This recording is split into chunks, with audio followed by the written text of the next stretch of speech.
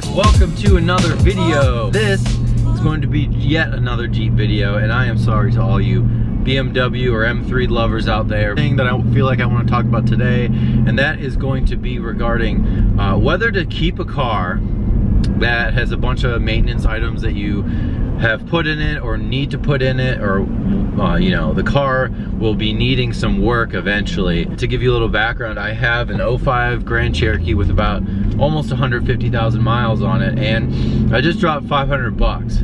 And it hurts because I kind of wanted wheels, and I kind of wanted to only spend money on this car, on the Jeep, that I want to, and that's kind of how it is with any car, whether it's a newer car or older car. Spending money on something that just flat out breaks and you don't really get anything for it other than the peace of mind that it's working right. My opinion is I don't mind putting in a few hundred bucks here and there, or honestly even $1,000 every few years, to keep the older vehicle having normal upkeep, you know, whether it's brakes or tires or rotors or power steering or, you know, fluids, stuff like that. So I don't have a car payment on this Jeep, which is really one of the biggest reasons I just keep it. And you know, the gas mileage is bad, requires maintenance every once in a while and stuff like that, and it's extra insurance, but that part of it is really so minuscule compared to the fact that, like, instead of buying another vehicle, I just have no car payment. I have a few extra $100 bucks every once in a while. In my opinion, it's worth it because I get to, you know, have the convenience of having another vehicle. I actually am able to own 2 vehicles in this circumstance. We're gonna be a BMW driver and cut all these people off. My opinion actually will come down to the numbers to a certain circumstance, and that is, so if you estimate a car payment on kind of a newer car, financing a decent amount of it, putting some money down, and this is sort of general spitballing, so I am in finance, but in general I would say if a car payment is roughly 300 bucks for the average car or whatever, let's just assume the average payment is around 300 bucks for a normal car. My M3 is 324. That's because I had a ton of equity in my other car and I put a few grand down. I wanted my monthly payment, that was important to me, so it really didn't change my situation significantly to put you know, a little extra money down and just keep the monthly cash flow about the same as it was before. The only difference is insurance was more. But getting back to my original point, assume a car payment is 300 bucks a year, or 300 bucks a month, which is 3,600 bucks a year. If you're spending 3,600 bucks a year to pay down your car, but the maintenance so you can compare that, a newer car, 3,600 bucks a year, versus, let's just say this Jeep, for example, does not cost me 3,600 bucks a year to maintain.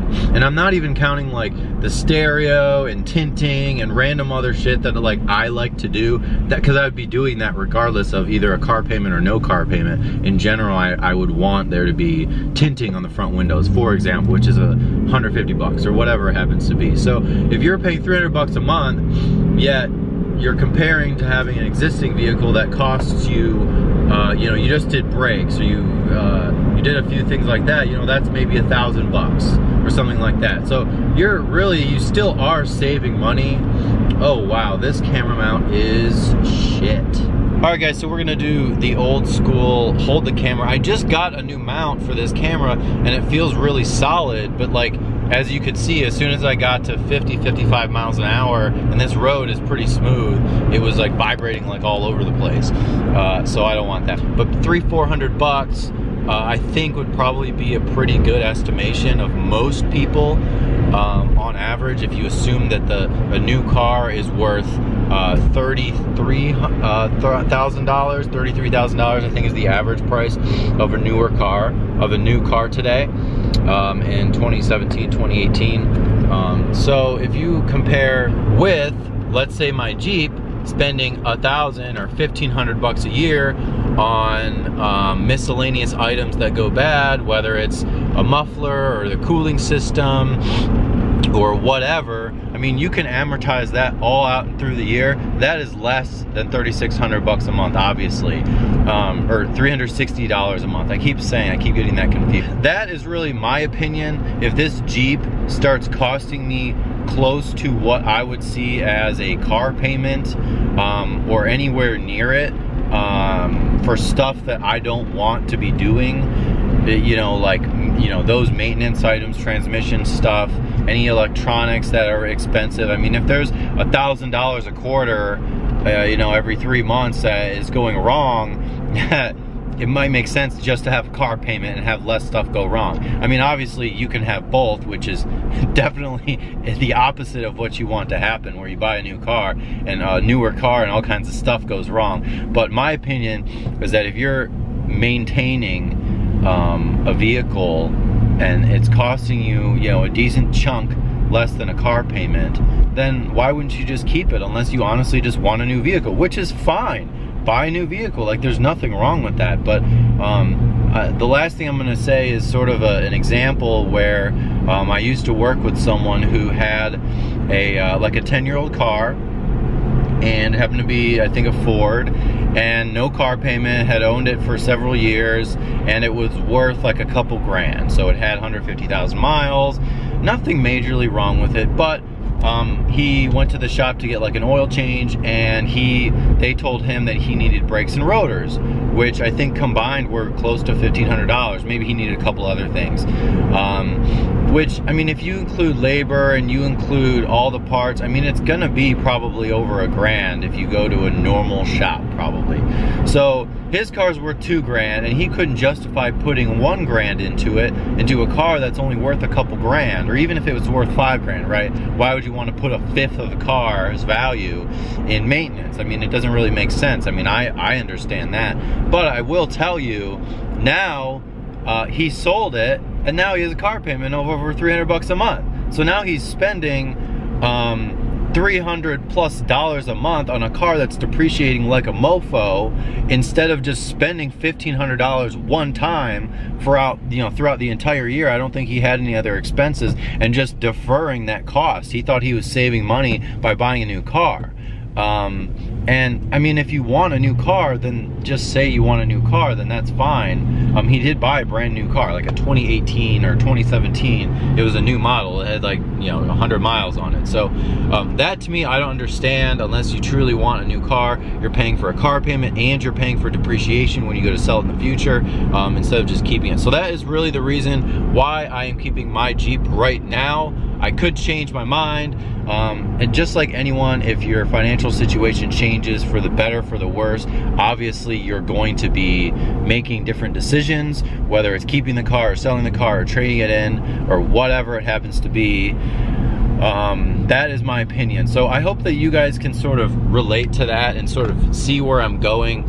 You know, if the car payment is about the same as the stupid maintenance on your older car, I mean, it might be time to get a new one. And that's especially true with, you know, German cars or older cars, you know, anything that is a lot of electronics and stuff like that. So yeah, that is my opinion. Hopefully you guys can kind of relate to that, because I'm always like debating back and forth, and someone's like, oh, the M3 is so expensive, the maintenance is so expensive, the car payment's so expensive, the insurance. And to be honest with you guys, it's not. Like, if you do a couple things yourself and you don't go to the dealer for every single thing, and you hopefully don't buy a lemon, and you treat it right, you're in a, you know, generally speaking, you're not gonna have a lot of issues. I haven't had one issue with the M3, I don't think yet.